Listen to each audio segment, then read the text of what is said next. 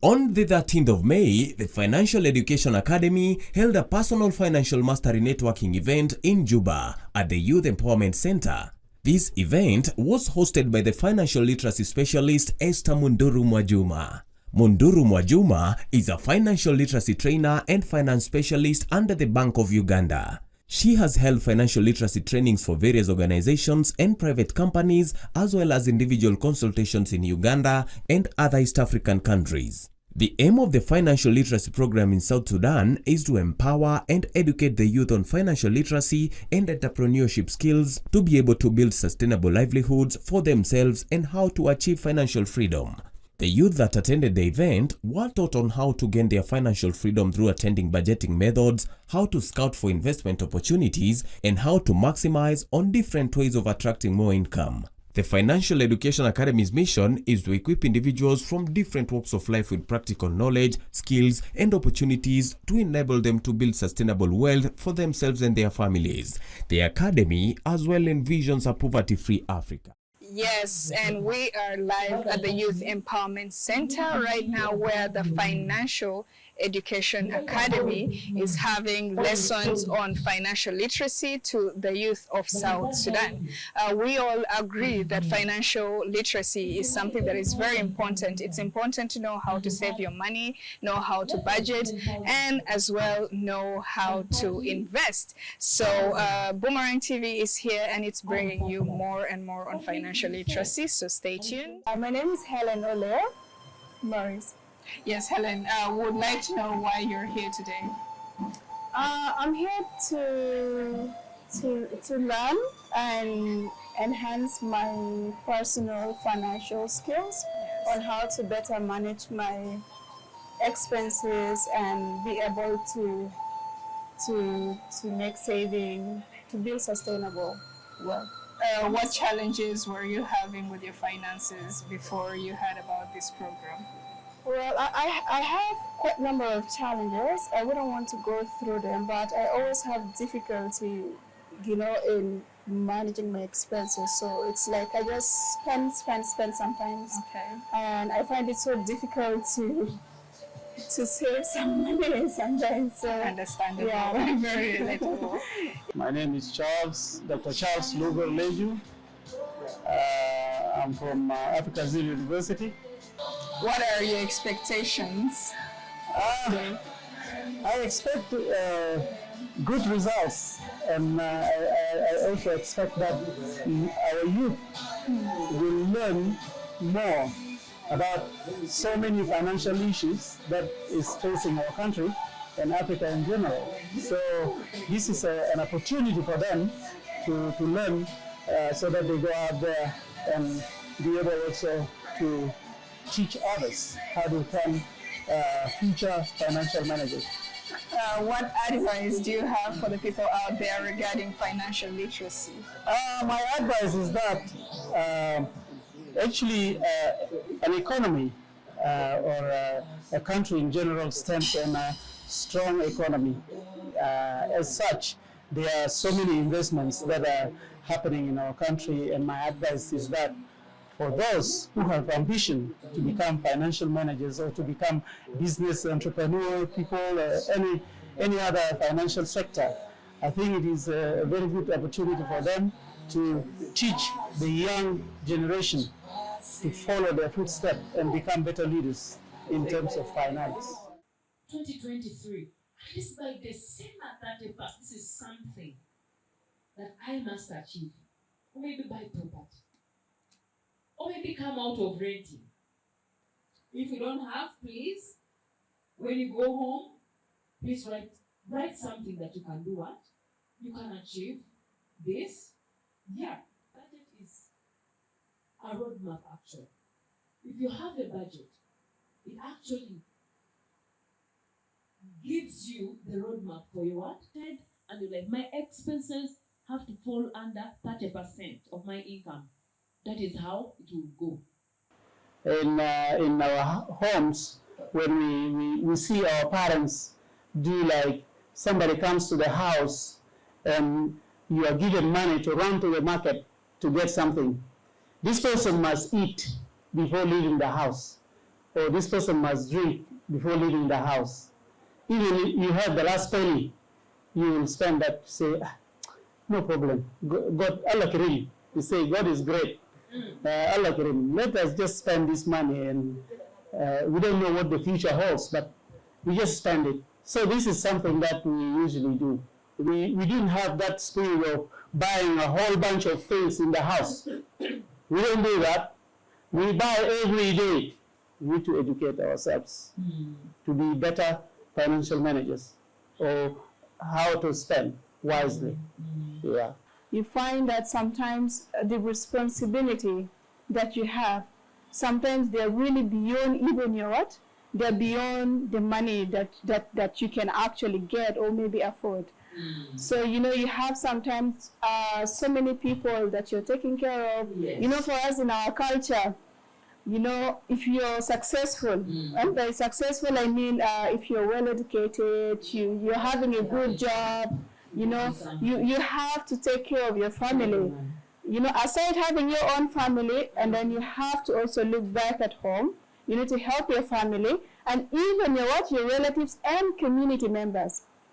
So sometimes that is a problem, you know. Sometimes you will plan like, okay, this month I'm just going to spend like, let's say for example, $500 is going to go to people, you know, my family, relatives, or maybe if there are issues.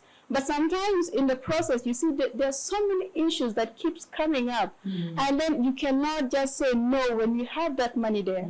And then you'll be like, okay, what's the point of keeping this money here? Yet, for example, I have my uncle who is really sick and I need to support. Someone said in the beginning that his expectations is to learn about how to make more money, not even about management. Here we say that cash flow is what? Cash flow is king. If you are smart in your finances, establish investments or businesses that are going to actually bring in money every day. Investing. Let's have those things that bring in money every day. If you are to remember anything in whatever I've talked about, please remember this. If you are to forget everything I've talked about, please, this is not something you should forget. So the saving structure also helps you balance your financial life.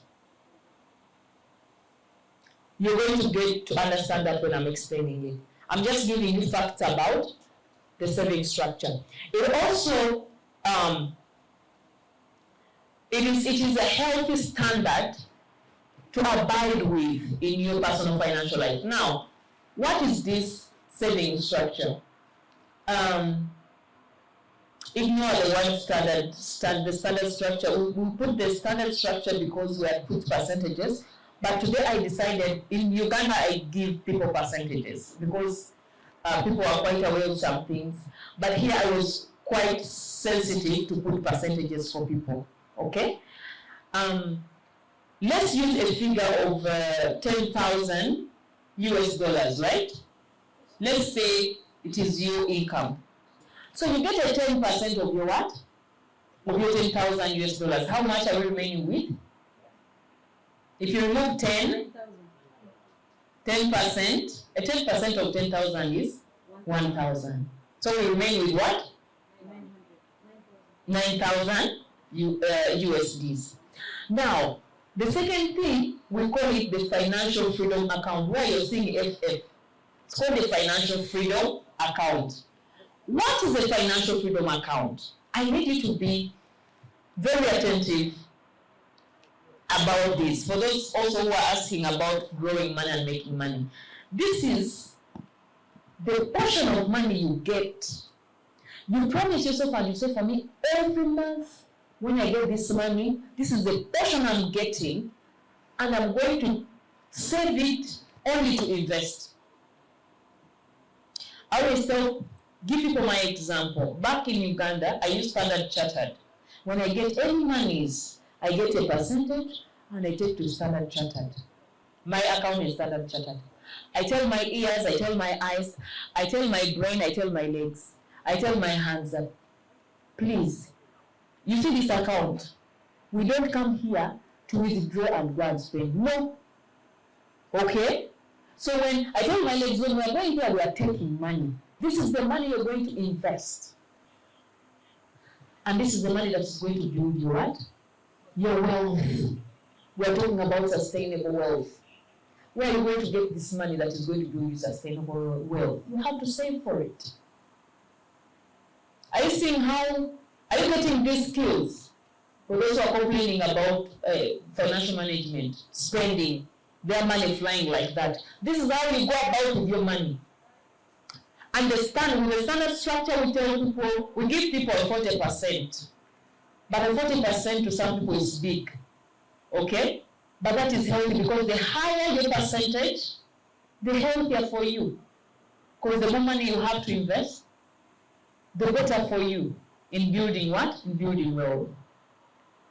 Now, someone give me a percentage you should give for financial freedom. We are remaining with 9,000. Should we start with 10? 30? Okay, someone say 30. So you get 30% of your income. You save it for investment. So 30% of the 10,000 is how much? 3,000. Right? Now, we leave the 3,000 there. So we are remaining with how much? 6,000. Now there is what they call the expense account. Now I'm not saying that you can open up an account in some bank for expense. Some people use they use some methods like envelope methods. People have envelopes at home where they write home, okay, this one is for utilities, this one is going to relatives, like you said, you budget 500 like that. Okay?